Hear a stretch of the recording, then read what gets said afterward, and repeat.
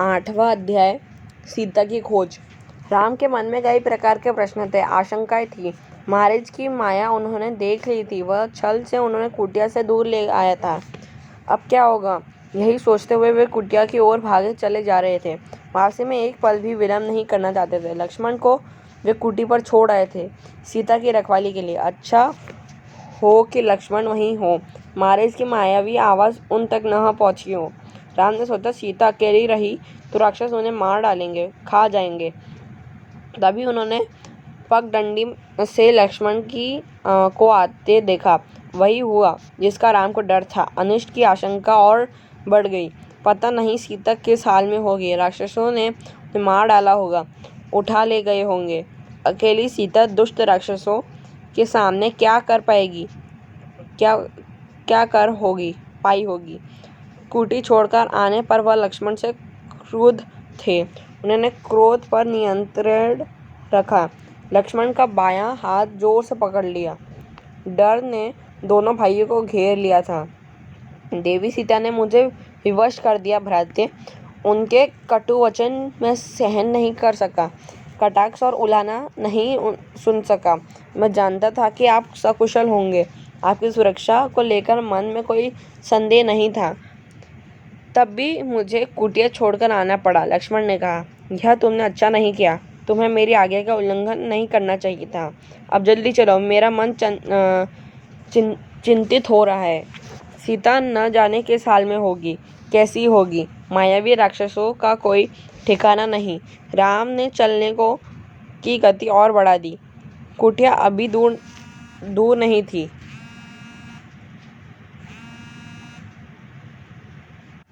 कुटिया अभी कुछ दूर नहीं थी,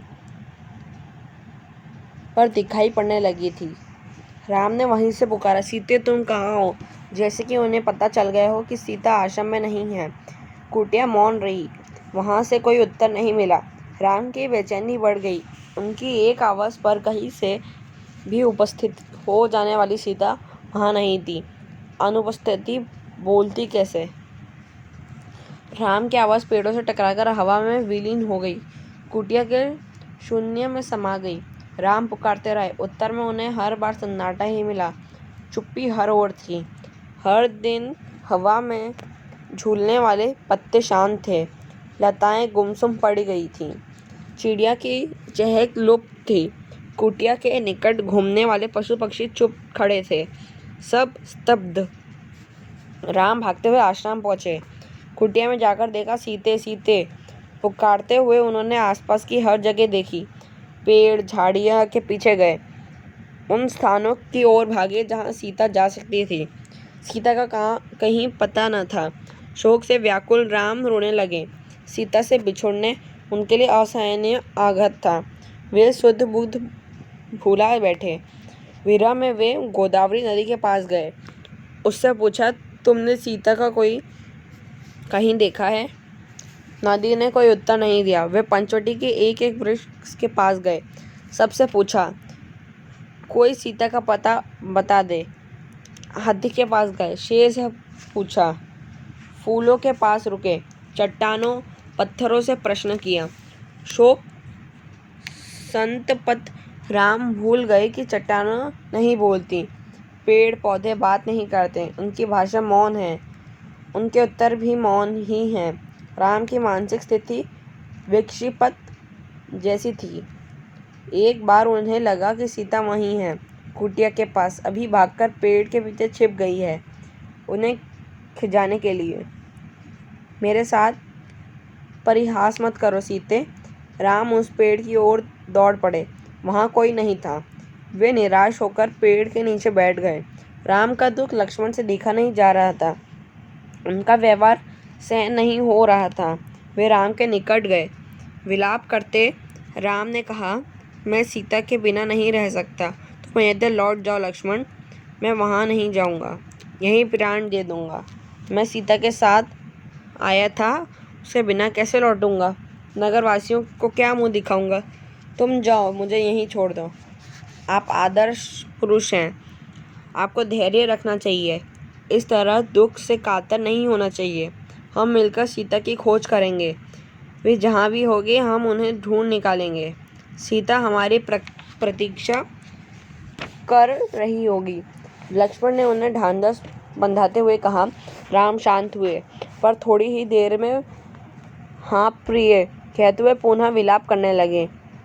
इसी बीच आश्रम के आसपास भटकने वाले हिरणों का एक झुंड राम लक्ष्मण के निकट आ गया। राम को लगा कि हिरण सीता के बारे में जानते हैं, उन्हें कुछ बताना चाहते हैं। हे मृग, तुम्हें बताओ सीता कहाँ है? राम ने पूछा। हिरण ने सिर उठाकर आसमान की ओर देखा और दक्षिण दिशा की ओर भाग गए। राम ने संकेत समझ लिया, हमें सीता की खोज दक्षिण दिशा में ही करनी चाहिए। उन्होंने लक्ष्मण से कहा, हिरण उसी ओर गए हैं। वन में भटकते हुए उन्होंने एक टूटे हुए रथ के टुकड़े देखे।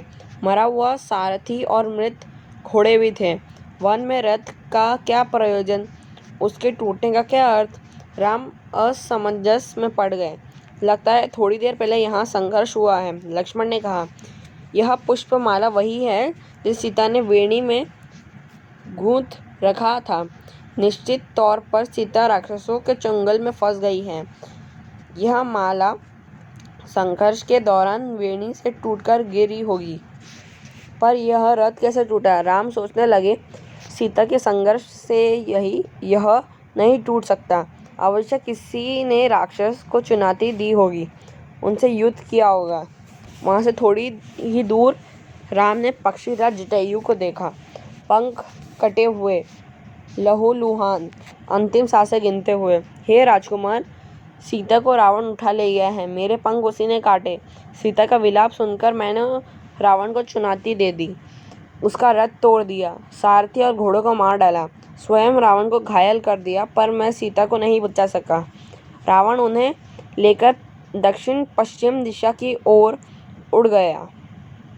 कहते कहते जटायु ने प्राण त्याग दिए। राम ने आगे बढ़ने से पहले जटायु की अंतिम क्रिया की। वे सोचते रहे, पछताते रहे, यह कैसा विधान है। मैं तो कष्ट में हूँ ही, मेरी सहायता करने वालों को भी इतना कष्ट। राम की आंखें नम हो आईं। उन्होंने जटायु की अंतिम बार प्रणाम किया। जटायु ने सीता के बारे में महत्वपूर्ण सूचना दी थी। रावण का नाम बताया, दिशा बताई जिधर सीता को लेकर वह गया। राम जटायु की चिता के पास मौन खड़े थे। यह समय विलाप करने का नहीं है, हमें तुरंत दक्षिण पश्चिम दिशा की ओर जाना चाहिए। सीता उधर ही होगी। लक्ष्मण ने तत्परता दिखाई। आगे का मार्ग और कठिन था। राम और लक्ष्मण को लगभग हर दिन राक्षस के आक्रमण से जूझना पड़ता। अनेक कठिनाइयाँ आई, अवरोध मिले। दोनों राजकुमार प्रत्येक बाधा पार करते चले गए। उनके सामने लक्ष्य स्पष्ट था, दिशा तय थी, उन्हें कोई नहीं रोक सकता था। वन मार्ग जितना कठिन होता गया, उनकी दृढ़ता बढ़ गई।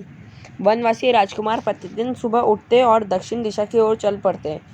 एक दिन यात्रा के प्रारंभ में ही एक विशालकाय राक्षस ने उन पर आक्रमण कर दिया। उसका नाम कब्बन था। कब्बन देखने में बहुत डरावना था। मोटे मांसपिंड जैसा, गर्दन नहीं थी, एक आंख थी, दांत बाहर निकले हुए, जीभ सांप की तरह लंबी और लपलपाती हुई।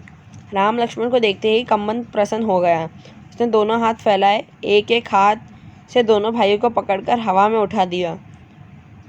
उसे मनमांगा आहार मिल गया था। बैठे बिठाई वह अपने शिकार को भुजाओं में लपेटकर मुंह तक ले जाता। इससे पहले ही राम लक्ष्मण ने अपनी तलवार निकाली। एक झटके में कब्बन के हाथ काट दिए। उसके हाथ धरती पर गिर पड़े। कब्बन उनकी शक्ति और बुद्धि पर आश्चर्यचकित रह गया। कौन हो तुम दोनों? उसने पूछा। हम अयोध्या के महाराज दशरथ के पुत्र हैं, राम और लक्ष्मण।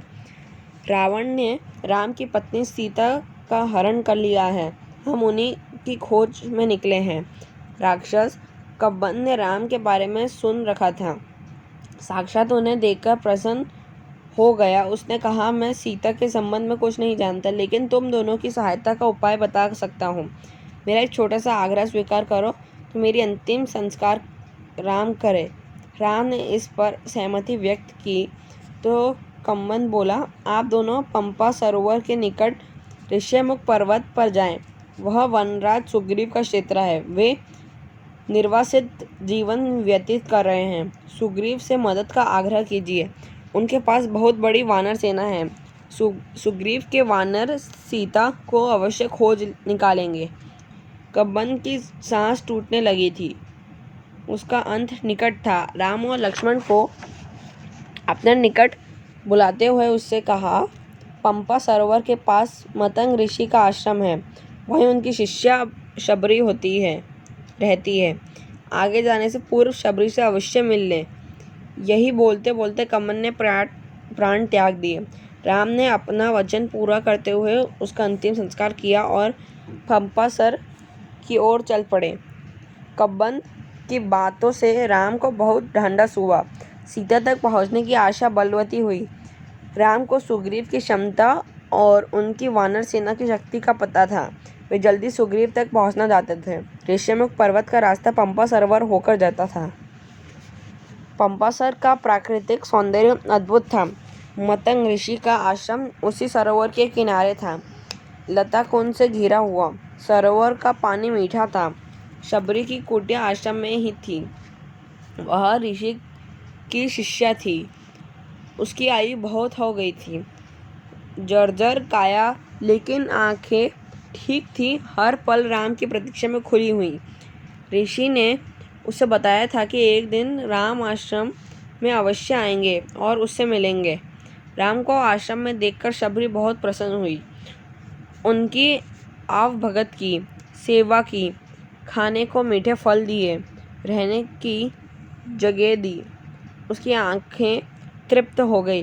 राम ने उससे सीता के संबंध में पूछा। आप सुग्रीव से मित्रता करिए, सीता की खोज में वह अवश्य सहायक होगा। उसके पास विलक्षण शक्ति वाले बंदर हैं। शबरी ने राम को आश्वस्त किया। अगले दिन राम ऋष्यमुख पर्वत चले गए। उनकी व्याकुलता अब और घट गई थी। मन की शांति लौट आई थी।